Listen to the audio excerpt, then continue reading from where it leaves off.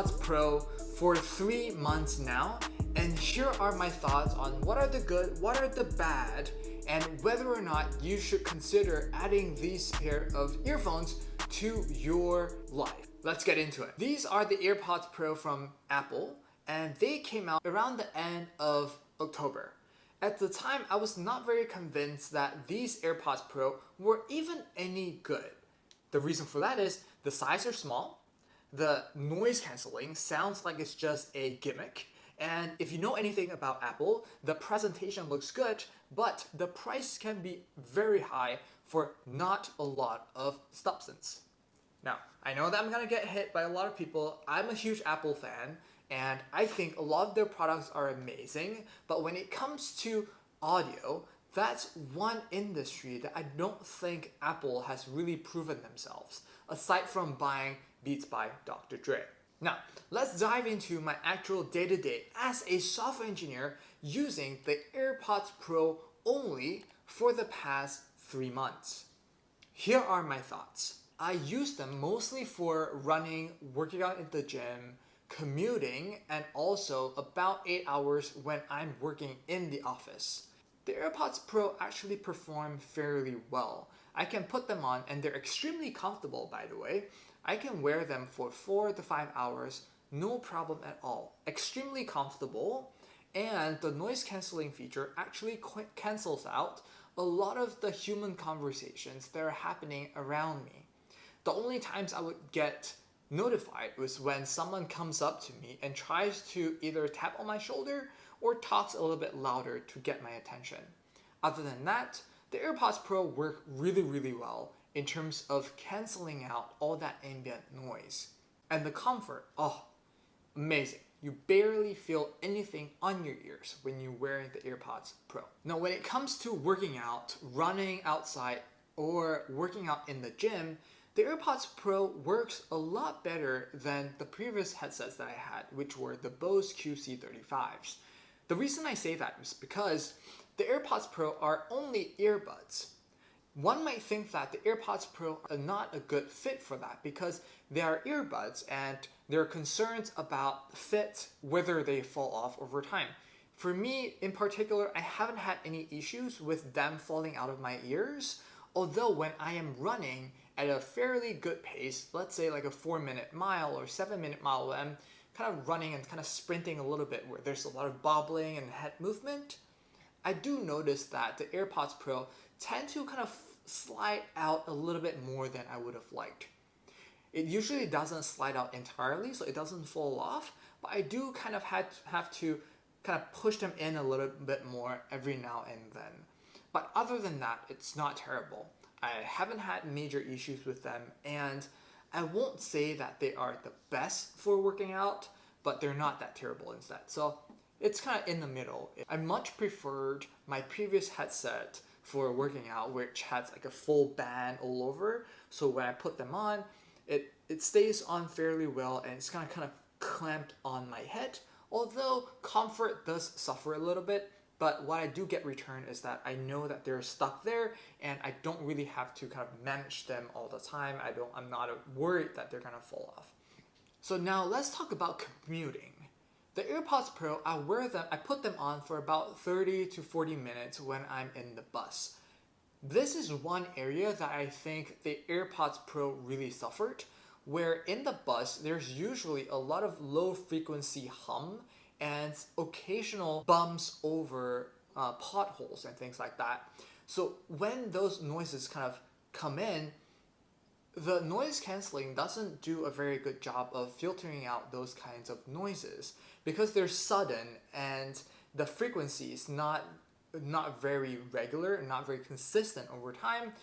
That's where the AirPods Pro didn't do as well. The use case I have for commutes are I usually listen to music or podcasts when I'm in the bus. And for those specific scenarios, I think the AirPods Pro, they're not going to produce the best sound quality they've ever heard, but it's not terrible. And combine that with the noise cancelling, it does reduce a lot of the ambient noise that might come from people chatting around and talking, or the consistent frequency of noise from a bus commute. So the AirPods Pro in that regards does slightly worse than what I thought it would. Now let's talk about sound quality and noise cancellation and fit in general for the AirPods Pro. In my time of using the AirPods Pro, I think the sound quality are amazing for the size and the package that you get here. I didn't have high expectations for the AirPods Pro when I first got them. I thought that they would fit in as this temporary substitute for travels and for short commutes because it has noise cancellation, it has a really small portable size, and I can take them along with me anywhere I go. But I didn't have expectations for the sound quality. So that said, this pair definitely exceeded my expectations in terms of sound quality.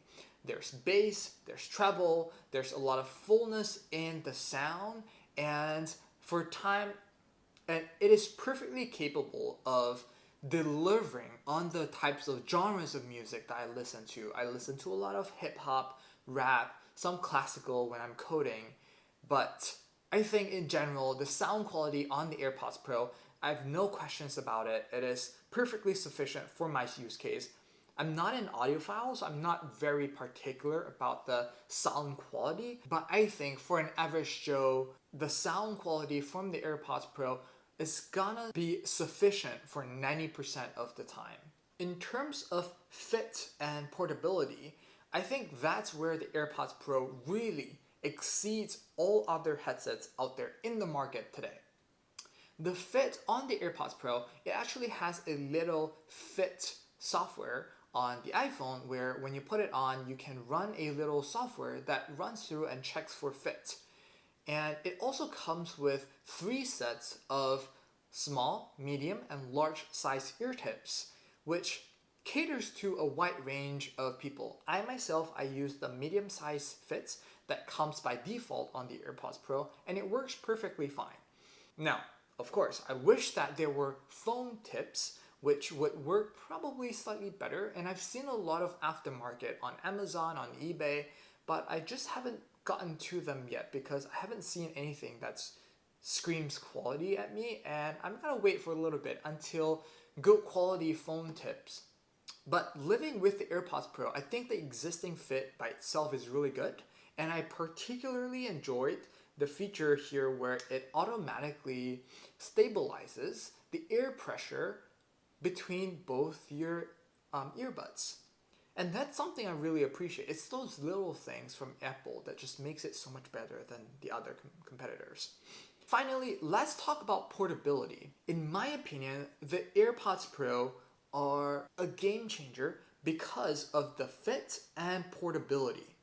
The reason for that is because they are very small, that you can fit into your pocket or into your handbag or any little size, pocket size bag that you might have. And you can carry it around with them anywhere you go without the concern of packing together maybe like a large bag for a full headphone. And it packs enough features in there that it will suffice for 90% of your use case.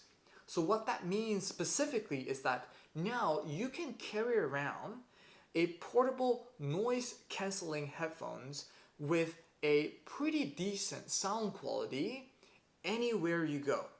You could be at the office waiting for your doctor's appointment. You could be or you could be in the gym just running and you want to tune out any noise that's outside. Now, before you jump out and grab a set of AirPods Pro, you should know about some of the downsides for them. One of the major problems with the AirPods Pro is that the battery actually deteriorates. As any electronics does out there today, the battery does deteriorate over time. So after a couple of years of use, the AirPods Pro probably won't be able to hold as much charge as it does on day one. So what do you do in that case? You have 2 ways to go around that. One, you can go to Apple Store and ask them to replace the batteries for you for a fee. Or you can throw away the old one and buy a new pair of whatever AirPods Pro or AirPods 2 that might be out in the market at the time. So I think around 2 years, technology would have advanced and progressed enough that the replacement to the AirPods Pro are gonna be probably good enough. So you might not even want to replace them at that time. A different route that you might take is when you get the AirPods Pro, get the Apple Care Plus. What that achieves is that you're gonna pay sort of this insurance. So it's gonna be about $30 plus tax. And what it does is it's gonna guarantee that if the battery does go bad in the next 2 years, you can replace them for free from Apple. And I highly, highly recommend getting that because it's gonna be an insurance that will basically give you a peace of mind. The second thing that I don't really enjoy about the AirPods Pro is the lack of controls on the AirPods themselves. On the AirPods Pro, you can only do one of several things. You can either long press to switch between noise cancellation modes, or you can use them to start and pause music. Everything else, like increasing or decreasing the volume, playing the next song, etc., all has to go through Siri. And now, that's one thing that I don't really enjoy, especially coming from large, full-size headphones, because I usually enjoy having that flexibility of at least changing the volume anytime I prefer. But with the AirPods Pro, I can't control that solely through my earbuds. So that's not a very good user experience, and I hope that they can change that with the next iteration of the AirPods Pro. The third and final thing that I don't really enjoy about the AirPods Pro is the mic quality. It has this mic that tries to pick up your voice and it's fairly close to your mouth, so it does its job fairly well-ish, okay? On the other side, it usually sounds pretty terrible.